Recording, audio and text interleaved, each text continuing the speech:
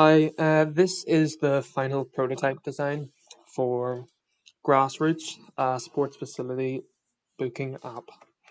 So on the home screen here, the user is presented with a social feed of nearby events that are happening in the local community between sports clubs. These clubs are not professional clubs, more of a hobbyist um, venture for people who want to get into sport and don't want to take it too seriously. So you can see examples here, some over 35s versus over 40s, and some local clubs like Ballymena Butchers versus Limavady Locals. So on this screen here, you can see that it notifies the user of their next sporting event. So it also has an indicator there of what club that is with in case they're in multiple clubs. You can see that there is a badge behind it there. Um, as there are three options here, you can see that you can look at a match report and read about the match and see what the turnout was like. As well as that, the main function of the app is the actual booking process, as this page is for focusing towards getting people into sport, especially newcomers, and making that approachable and easy to access for people. So if the user wants to book their own sports facility, they can press the book option. Then within this, they can choose a sport. So I'm going to choose football.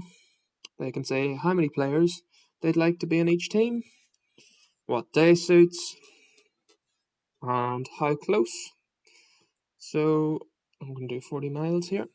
Then it presents them with facilities that match what sport and preferences they had. So I'm going to choose the Lake Landform 4G pitch here. Then on that day, they're presented with a list of the times that are bookable. You can see 2 have already been booked and 3 are fully available. The grey one, which says competitor needed, is for a match. As someone has already booked it, you can pay half the fee towards that session so that the fee is halved between the two clubs. This encourages club versus club sport rather than in-house sport. So the available sessions would be just members of one club playing together. So I'm going to choose that. So the 6 o'clock session, and it tells me how long the session's for. Then it asks how I want to pay. So I can pay with card, club savings, or I can ask the team to pay up front. So I'm going to press pay with card here. And it says payment complete, and it gives me an indication there and a button to return home. So the other feature, or main feature rather, is the club section. So in the club page, there's information about the club. So you have information about the sport, how many members, how often they play, when the club was made, who is in the club as well as presented here. The next match or session, a match history, which is basically where the club versus club sport is located, and club history, which is just, as I mentioned, sort of the in-house sport, is in this section.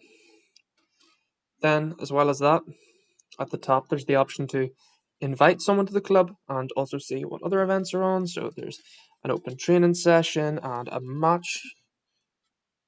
And if I just return back to the club page, I'm going to indicate that I'm going to this session. You can see that £8 is needed for the booking and £25 has been paid. And it gives an indication of how much of that is card and how much of that is cash. This sort of serves as a reminder visually. There's also a messaging chat just for that event. So John's saying it's on and they're deciding who or what they should bring and if there's lift shares available. So just sort of keeping everything within that community.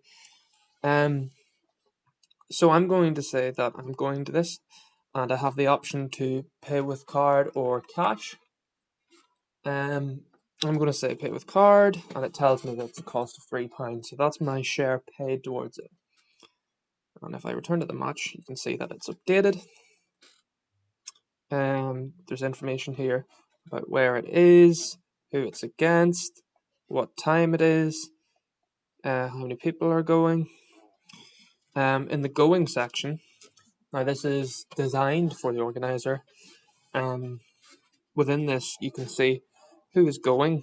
So anyone who's paid with card has already been ticked off here because their payment has already been made. Those who say cash need to be confirmed by the organizer.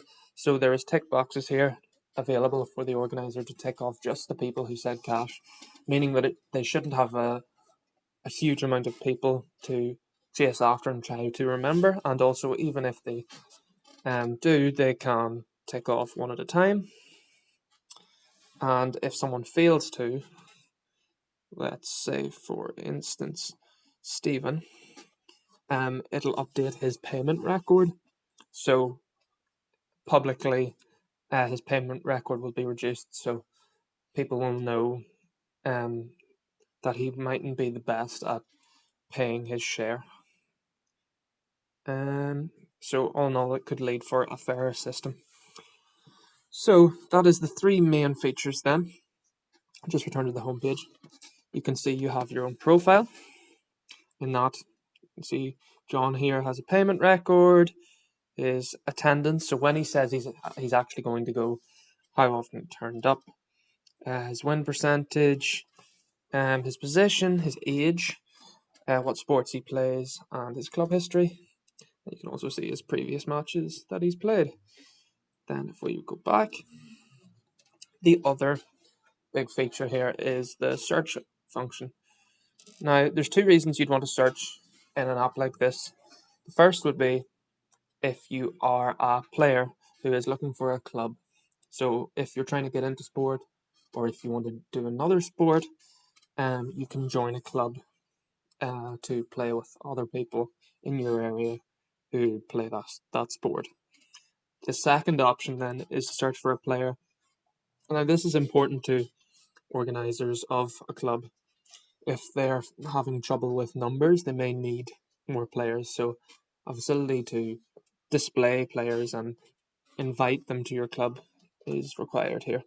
So you can see that this is divided in the style of a football pitch, just to sort of keep on theme. So I'm going to first of all search for a club. I can choose the proximity of the club, what sport I'd be interested in. So I'm just going to go all sport. Preference of team gender, so you can have a female team, a male team, a mixed team, and then if the user would be fine with any variation, they can say they don't really mind. They can decide within the search function how serious the club is by determining it with how frequently they play. So I'm going to say weekly here, and you can see some results are displayed here. So these are clubs that are within those preferences. Then I can go into the club page. Tells me a bit about the club motto, the sport, how many members, how often they play, the age range. Just important for convincing people that they'd be comfortable playing with the members of the club. The athletic standards, so that's also for the same purpose. The gender there is also displayed. The win percentage, so some people might find that more important than others, and those that don't find it that important may find it a more approachable place to play the sport. Average attendance, so if there's a good amount of numbers there, this could be important for some sports and less important for others, and how often they play as well. Then you can also look at their previous matches.